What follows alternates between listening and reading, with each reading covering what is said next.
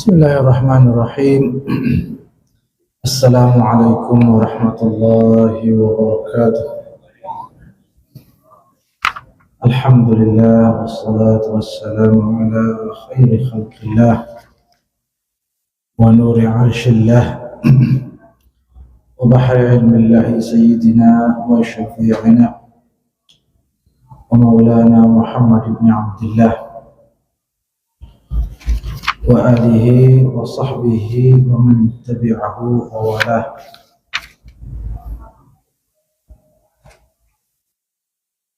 Amma ba'du. Bapak Ibu muslimin muslimat, mu'minin mu'minat rahimani wa rahimakumullah. Sebagaimana biasa, mari kita berdiat i'tikaf di masjid ini selama berada di dalamnya lillahi ta'ala, sembari menunggu tiba waktu Isya. Kita lanjutkan majlis ta'lim kita, majlis ilmu kita, dan pada kesempatan kali ini kita melanjutkan kajian kitab Asy-Syama'il Al-Muhammadiyah, himpunan daripada Al-Imam At-Tirmidzi radhiyallahu anhu, dan tibalah kita sudah sampai pada bab tentang tawadhu'nya baginda Rasulullah sallallahu alaihi wasallam.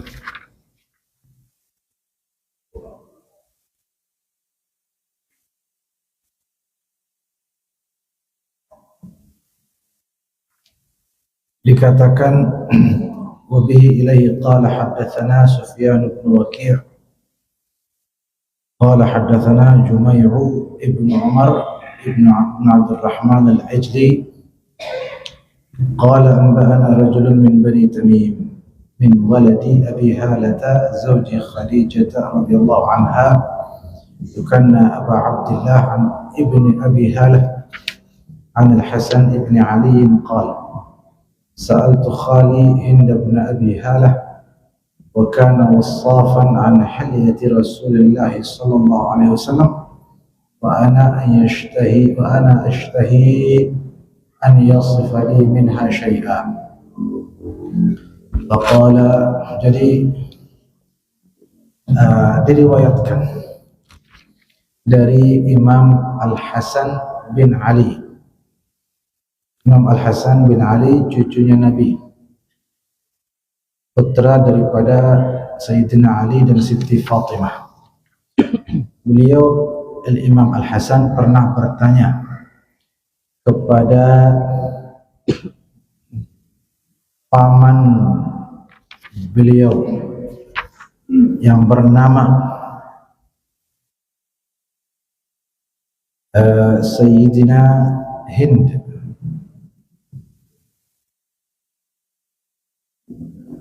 bin Abi Halah.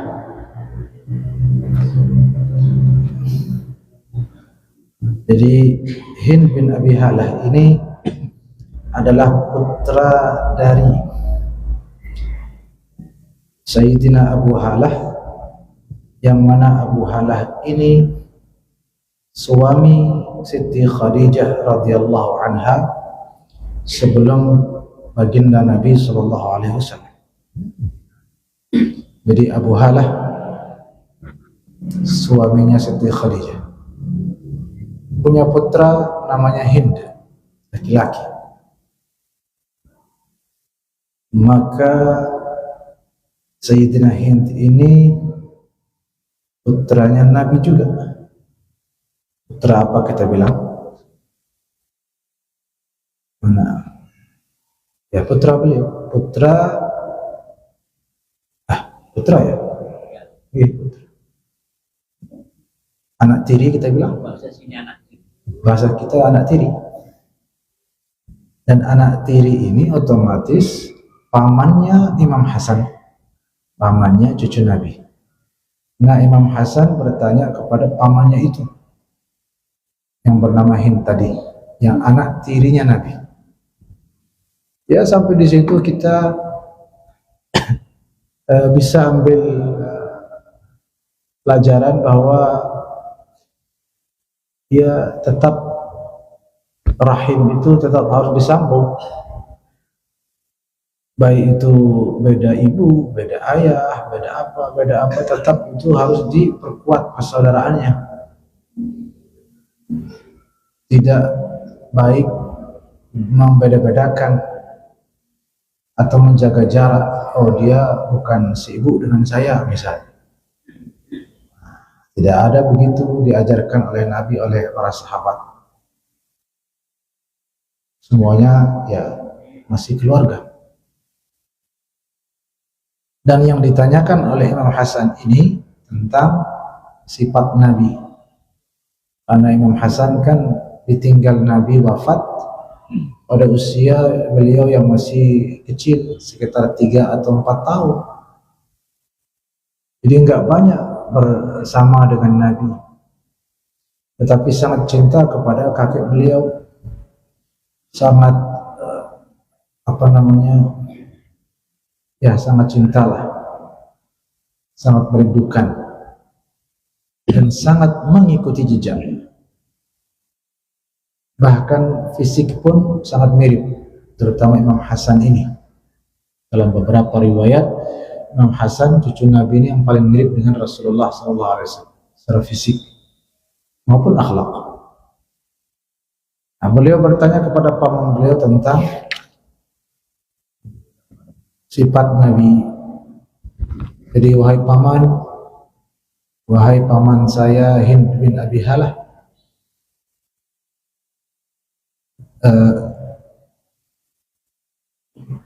beritahu saya bagaimana sifat kakek saya Nabi Sallallahu Alaihi Wasallam. Dijawablah oleh paman beliau ini, kana Rasulullah Sallallahu Alaihi Wasallam fakhman mufakhama. Sesungguhnya Rasulullah Sallallahu Alaihi Wasallam adalah seseorang yang fakhman mufakhama. Apa itu fakhman mufakhama? Beliau itu karismatik, agung, berwibawa, gagah perkasa, aziman fi nafsihi, itu fakhman. Mufakhaman, aziman, mu'azzaman 'inda al-khalqi.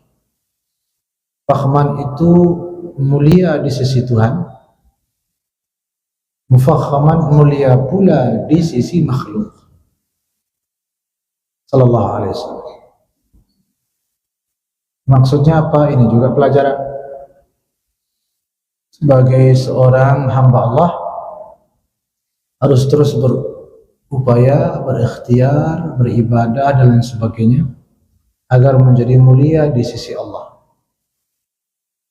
Di waktu yang sama juga harus bersosial dengan baik, harus berakhlak baik, sehingga mulia pula di sisi makhluk. Walaupun jangan dijadikan tujuan, tetapi lebih kepada juga memperhatikan bagaimana perilaku kita terhadap orang lain yang menyenangkan, tidak menyakiti, tidak cuek dalam arti tidak peduli sama sekitar. Ya, tetap harus menjaga semua itu. Hablum minallah dan hablum minan nas. Kan Nabi teladan kita. Dan beliau ya sama Allah dan sama makhluk bagus. Kalau kita teladani beliau, ya kita pun harus bagus bersama Allah dan bersama makhluk. Bersama Allah ya ibadah kita, salat kita, amalan kita sehari-hari, wirid kita dan seterusnya. Puasa dan seterusnya. Ketika kita sendiri di malam hari, kita jaga betul diri ini dari apa-apa yang dimurkainya. Juga di sisi makhluk kita selalu berbagi kebaikan, berbagi kemanfaatan, tidak merugikan orang lain, tidak menghina orang lain, tidak membicarakan orang lain, seterusnya. Fakhman mufakhama. Yatala'la'u wajhuhu tala'lu al-qamari lailatul badri.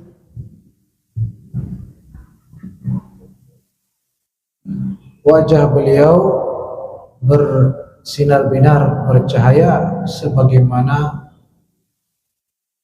bulan purnama di malam hari. Ini menunjukkan bahwa secara fisik juga Nabi sangat sempurna sallallahu alaihi wasallam.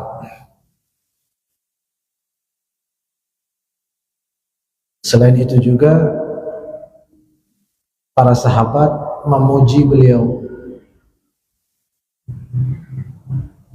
Jadi ini juga dalil tentang baiknya memuji beliau.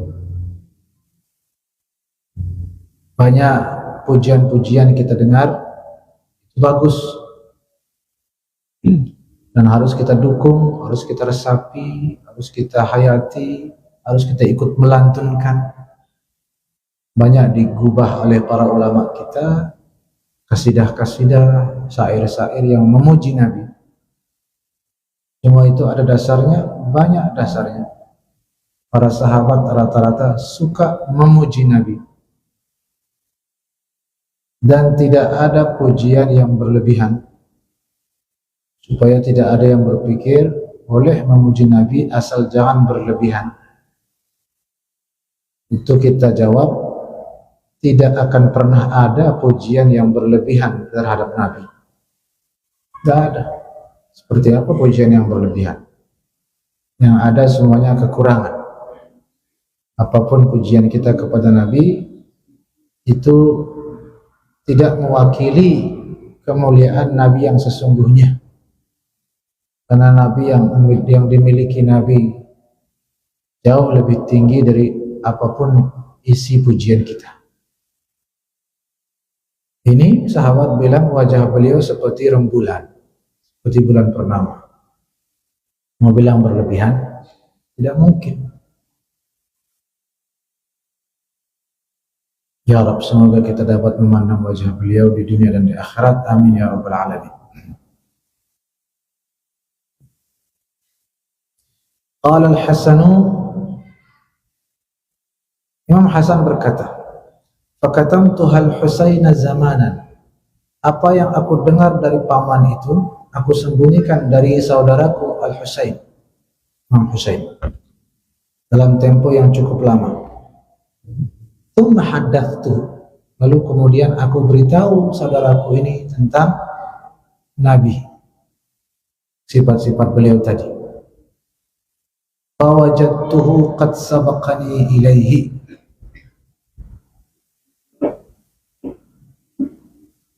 dan ternyata aku terkejut, saudaraku sudah tahu semua itu lebih dulu daripada saya. Masya Allah. Fasa'alahu amma sa'altuhu anhu, wa wajadtuhu qad sa'ala abahu an madkhalihi wa makhraji. Bahkan ternyata saudaraku Imam Husain itu lebih banyak tahunya daripada aku tentang baginda Rasulullah sallallahu alaihi wasallam, termasuk bagaimana keluar masuknya Nabi, bagaimana rupa Nabi dan seterusnya. Akhirnya Imam Hasan yang bertanya.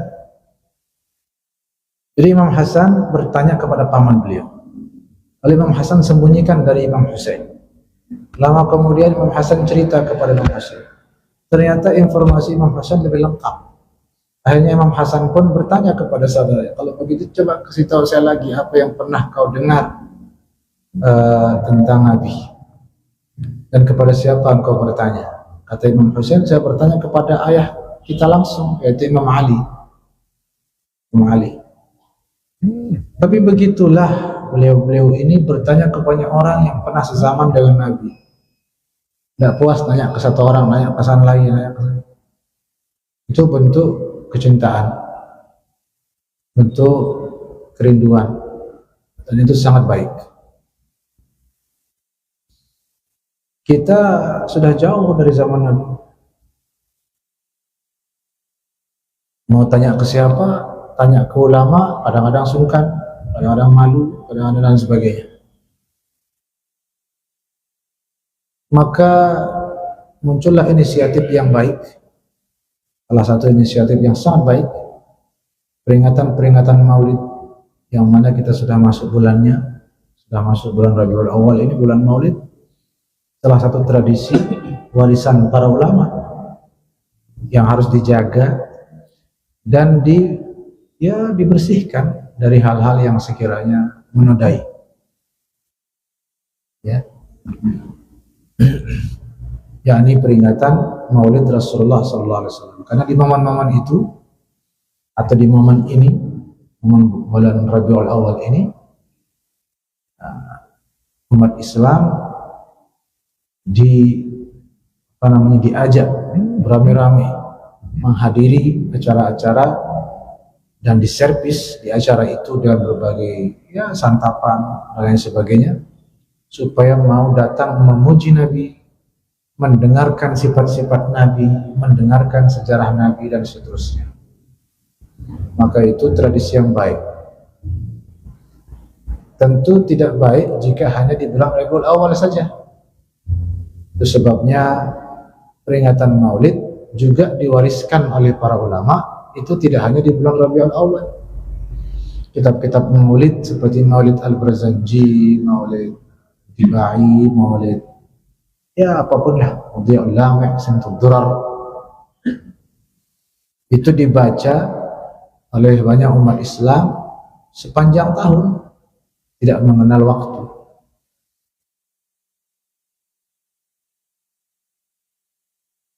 Agar kita terus dekat dengan Nabi kita, Nabi besar Muhammad sallallahu alaihi wasallam.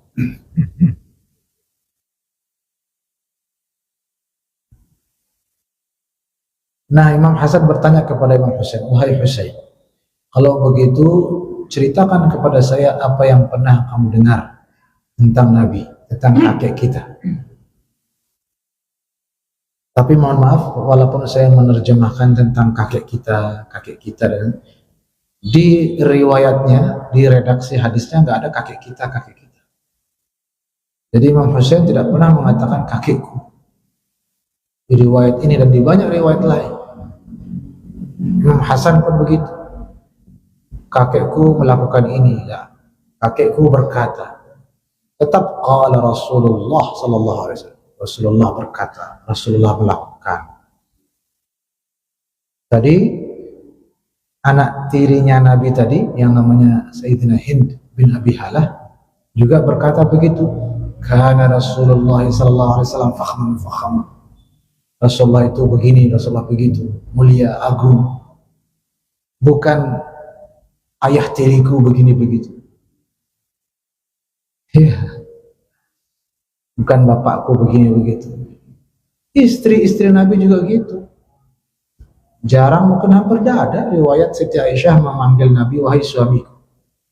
Tapi ya Rasulullah, Siti Aisyah, Siti Khadijah dan istri-istri yang lain memanggil Nabi ya Rasulullah, wahai Rasulullah. Ketika Siti Aisyah bercerita kepada yang lain tentang Nabi, ya begitu juga Rasulullah melakukan. Rasulullah berkata, bukan suamiku melakukan ini itu.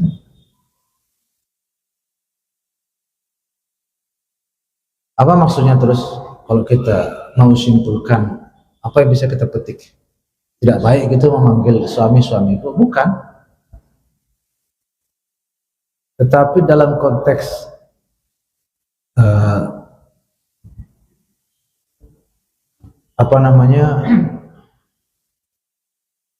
pendidikan Nabi terhadap seluruh umat beliau, maka kita semua ini sama-sama umat beliau. Siti Khadijah pun demikian, Imam Hasan, Imam Husain pun demikian. Jadi maksud saya ada unsur tawadhu di situ. Siti Aisyah, Imam Hasan bin Husain menyamakan diri beliau dengan yang lain. Jadi Rasulullah itu Nabi kita bersama, milik kita bersama. Beliau Nabi kita. Nabi kita bersabda, Rasulullah bersabda, berkata, berbuat. Kalau menggunakan kalimat kakekku, suamiku, ayahku, itu semacam ada apa ya? Kayak menunjukkan bahwa beliau itu bagi saya beda dengan beliau itu bagimu. Kalau bagimu dia nabimu, kalau bagi saya bukan hanya nabi, dia ayahku juga, dia kakekku. Jadi ada macam kayak membanggakan diri di hadapan orang. Tidak baik. Misalnya saya punya ayah. Ayah saya Allah yarham, seorang guru. Dulu tahu seorang tuan guru. Sudah meninggal. Ketika saya berbicara dengan murid-murid beliau dulu, saya tidak mau bilang ayah saya, tapi almarhum tuan guru. Jadi supaya saya dengan muridnya itu posisinya sama-sama berguru. Bisa dipahami nggih? Saya mungkin kurang pas menjelaskan, tapi begitulah. Sehingga tidak baik, mohon maaf kalau ada di sini ataupun yang mendengar di mana-mana, yang keturunan beliau lalu sedikit-sedikit kakekku, ya, kakekku. Rasulullah langsung,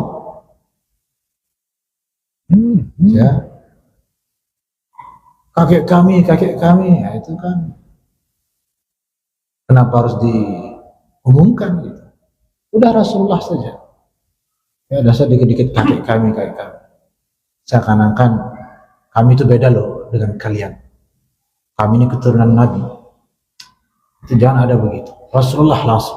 Rasulullah, Nabi kita, panutan kita, teladan kita. Nah begitu. Jangan kakek kami. Kalian ini taatilah kakek kami. Loh, itu kan kesannya bagaimana itu? Mari kita taati Nabi kita, kan lebih enak. Kakek kami sudah capek-capek gini, taatilah kakek kami. Kan kesannya ini orang kenapa sih? Ini dari riwayat-riwayat ini kita belajar juga. Tahu tentang tawadhu. Baik. فقال كان إذا أوى إلى منزله جزأ دخوله ثلاثة أجزاء جزءا لله وجزءا لأهله وجزءا لنفسه ثم جزأ جزءه بينه وبين الناس ويرد بالخاصة على العامة ولا يدخر عنهم شيئا. Jadi Nabi selalu, subhanallah, ini juga akhlak yang baik. Ketika beliau pulang ke rumah, kata Imam Husain, beliau membagi 3 bagian. Satu bagian untuk Allah, satu bagian untuk keluarga beliau, satu bagian untuk diri beliau sendiri. Kemudian bagian yang untuk diri beliau sendiri ini dibagi lagi untuk beliau dan orang lain. Subhanallah. Jadi hidup beliau itu betul-betul ya proporsional, disiplin, tidak ada yang terabaikan. Beliau perhatikan kesehatan beliau. Beliau perhatikan keluarga beliau, beliau perhatikan tamu-tamu beliau. Semua diberi porsi yang hampir sama. Tidak ada yang dilebih-lebihkan. Tak terkecuali ibadah beliau saat beliau bersama Allah, hubungan beliau dengan Allah juga tetap diperkuat, tetap diperhatikan. Ada keseimbangan di situ. Itu juga diajarkan Nabi. Kita bermuhasabah. Kadang-kadang mungkin perhatian kita kepada keluarga kita sampai mengorbankan diri kita sendiri, kesehatan kita sendiri. Nah, Nabi tidak meneladankan seperti itu. tetap juga harus jaga makan, istirahat, dan lain sebagainya. Sibuk ngurus keluarga, ngurus anak, ngurus nafkah sampai nggak makan seharian dan lain sebagainya, itu juga tidak baik. Lebih parah lagi, sibuk mencari nafkah, saking sibuknya sholatnya sampai di nauzubillah, sibuk ngantor dari pagi sampai sore atas nama mencari nafkah untuk keluarga, tapi sholatnya ditinggal atau dilalaikan, ditunda-tunda. Nah, itu yang membuat rezeki justru menjadi tidak berkah. Bukan hanya rezeki, kesehatannya, waktunya, umurnya, semua jadi tidak berkah. Ada yang malah kesenangan dirinya yang diutamakan, istri anaknya sedih atau istri anaknya kelaparan, dia nggak peduli. Nah, itu juga buruk. Nabi tidak begitu, semuanya diperhatikan, seimbang. Sallallahu alaihi wasallam. Wa kana min siratihi fi juz'il ummati itharu ahli al-fadli bi idnihi. Sallallahu alaihi wasallam fi dzalik. Wa qasmuhu ala qadri fadlihim fid din. Nah, ini juga Nabi ajarkan. Jadi Nabi itu kalau ada tamu,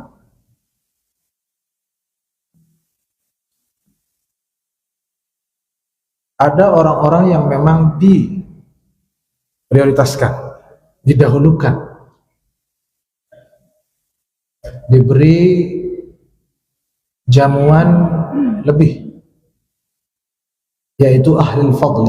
Ahli fadli orang-orang yang punya barangkali posisi di masyarakat, tokoh-tokohnya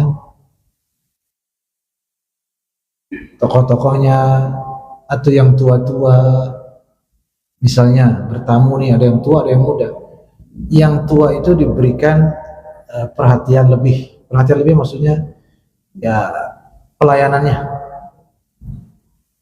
Itu yang ditokohkan. Nah, itu juga bagus. Memang itu juga akhlak yang baik. Sehingga ada istilah VIP, VVIP, yaitu sesuai sunnah. Sesuai sunnah. Kalau kita bikin acara, ada tamu VIP di sini, tokoh-tokoh di depan, jajannya juga ya mungkin lebih banyak, kotaknya lebih besar. Apakah itu membeda-bedakan umat manusia? Ya, sesungguhnya tidak seperti itu. Tetapi memang Nabi mengajarkan bagaimana kita menghormati orang-orang yang memang ya terhormat di tengah-tengah masyarakat.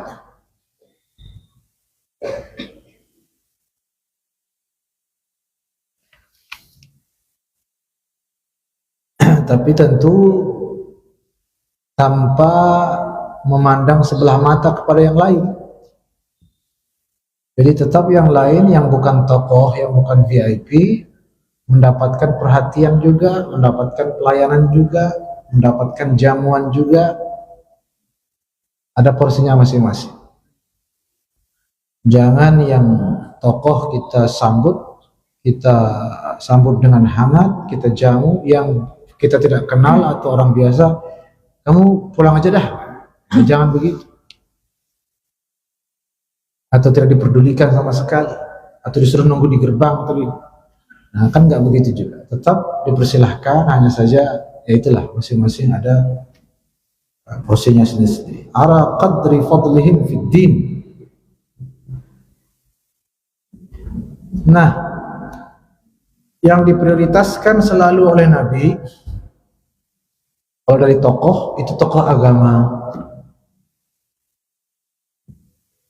Jadi kalau ada tokoh agama misalnya, tokoh masyarakat atau tokoh politik atau tokoh-tokoh yang lain, tokoh budaya atau tokoh, ya, mana yang paling didahulukan tokoh agama. Itu juga sunnah Rasulullah Sallallahu Alaihi Wasallam.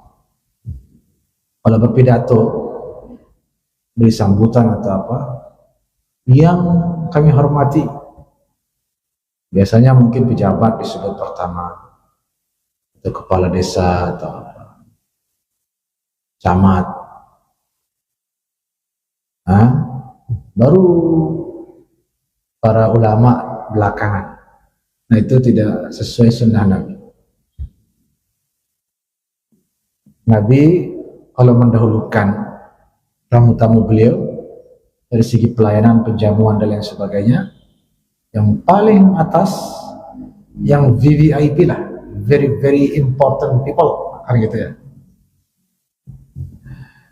sangat penting, orang penting, VIP kan, VIP itu para ulama ya, dari sahabat-sahabat beliau yang menekuni agama lah, baru yang lain-lain.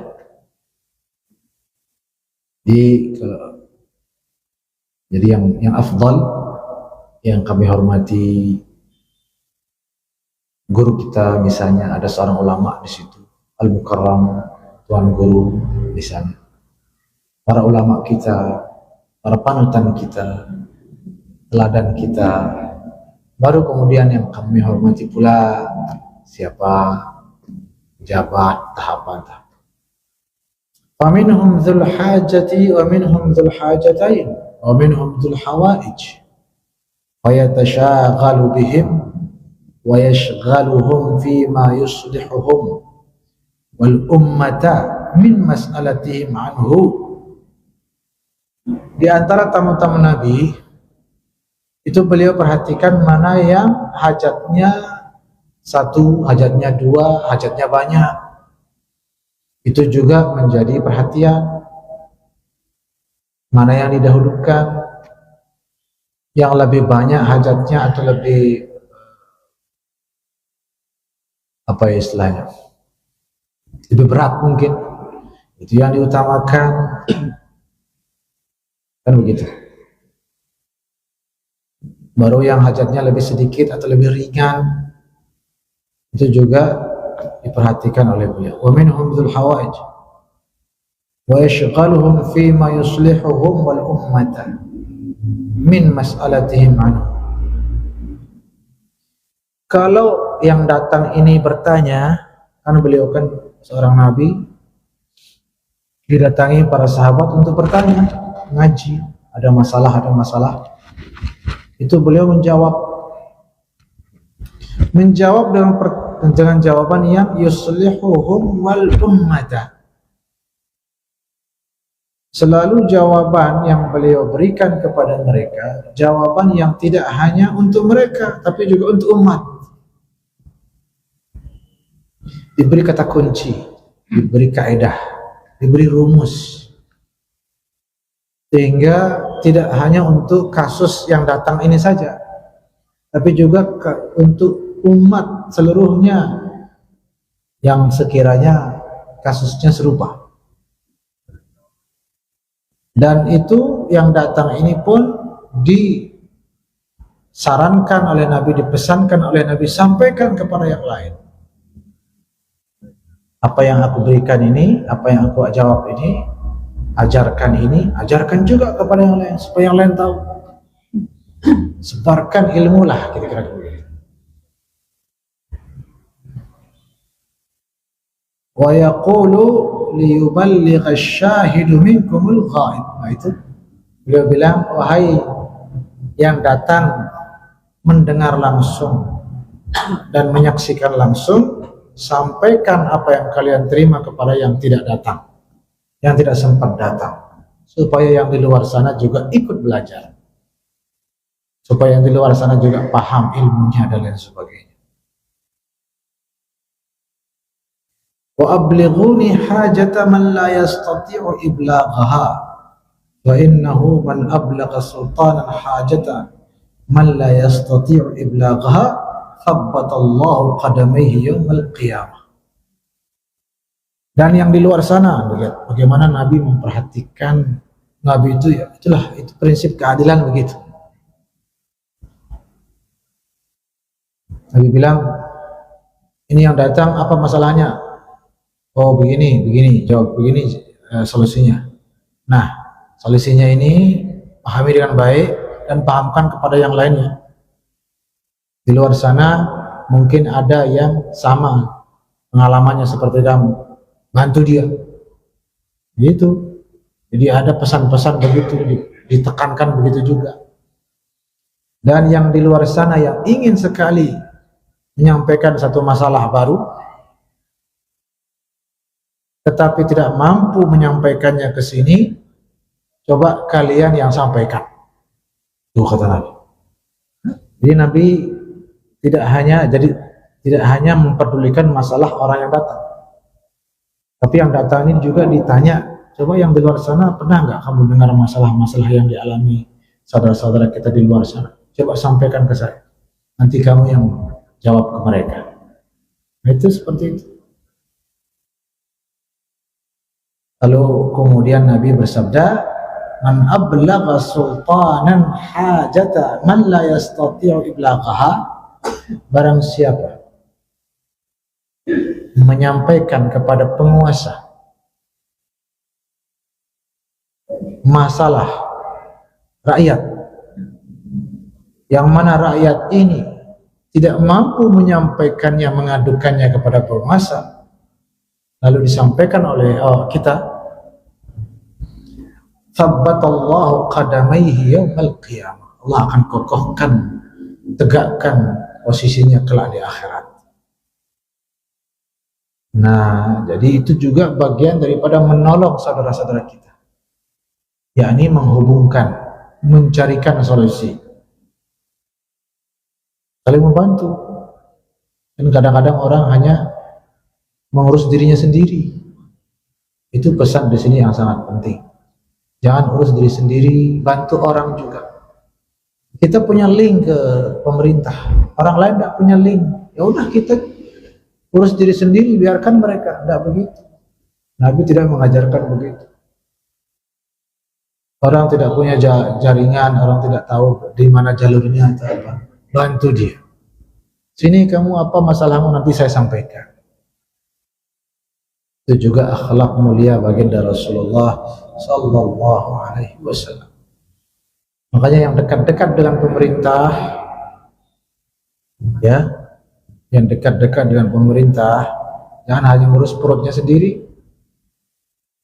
Itu kesempatan besar bagi Anda, wahai yang dekat dengan pemerintah. Kesempatan besar untuk mendapatkan keselamatan di akhirat nanti. Dikokohkan oleh Allah pendirian dan posisinya di akhirat.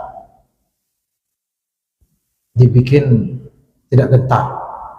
Ya selamatlah, ini diselamatkan oleh Allah. Ditolong oleh Allah. Ditolong oleh Rasulullah SAW, syafaat. Kalau kita suka menolong saudara-saudara kita dengan berbagai macam cara, termasuk seperti tadi, kita tidak bisa menolong, tapi orang lain bisa menolong, dan kita dekat dengan orang lain ini, ya kita hubungkan. Itu juga sangat-sangat disarankan oleh Nabi Sallallahu Alaihi Wasallam. Ya, budaya tolong menolong ini, insyaallah tabarakallah sudah habis waktu. Baik, masih panjang tapi karena waktu, mudah-mudahan bermanfaat. Dan di bulan Rabiul Awal ini plus bulan Agustus, dua momen bersejarah bertemu. Mari kita tunjukkan kecintaan kita kepada tanah air kita. Kita tunjukkan bagaimana kita membela keutuhan negara kita. Dengan cara apa?